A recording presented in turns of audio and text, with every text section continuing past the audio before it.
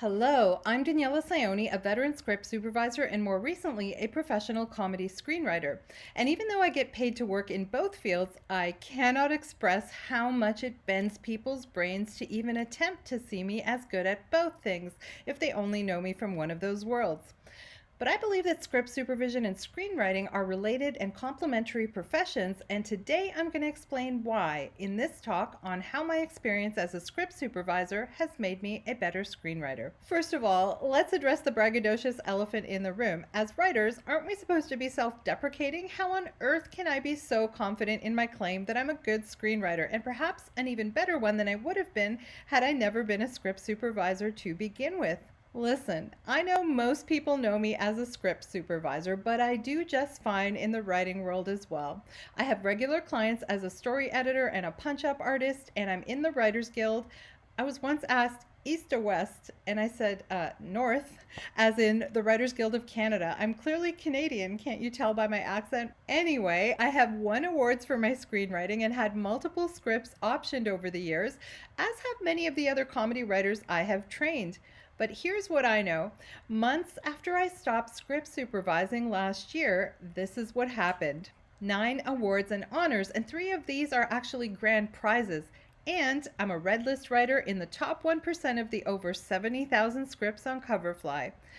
Now, I am not saying that to brag. I'm saying that's objectively a higher skill level than the average bear, at least on a craft level, and certainly the best that I've done so far in my writing life. I know there's still more room to go. So while I'm not suggesting that you script supervise and write at the same time, that would be exhausting. What I am saying is there's a continuity to it all. The knowledge of visual and verbal storytelling that comes with being a script supervisor is all still right in there. That never goes away. So once you take a moment to get off set and make the time to write, that knowledge is not lost. It gets applied and incorporated organically into your process as a screenwriter. And before I get into it, I want you to know that it's not just me who has done both jobs. One of the script supervisors who wrote a classic book on script supervision, Avril Rowlands, went on to write multiple seasons of British television. And if we go way back to the first known script supervisor, Sarah Y. Mason, who began her career in 1917, she went on to win the Best Adapted Screenplay Oscar in 1933 for Little Women. And in 2020, Ji-won Han picked up a Best Original Oscar for the movie he both script supervised and co-wrote, a little movie called Parasite. There are probably a lot more examples, but those are the ones I am personally aware of. So, what qualities and experiences of script supervisors directly translate to screenwriting and why? During our time as script supervisors, we get the big picture view of how the words go from the page to the director through the production team into the actors' mouths and how they ultimately end up in the final product. We read hundreds of produced scripts and have probably been involved in hundreds, or if you're like me, thousands of hours of making TV and or film, so we know how a professional script is technically laid out on the page, and we know the level of quality required to pass through all those stages I mentioned, especially when it comes to the part about how the actors actually say the words.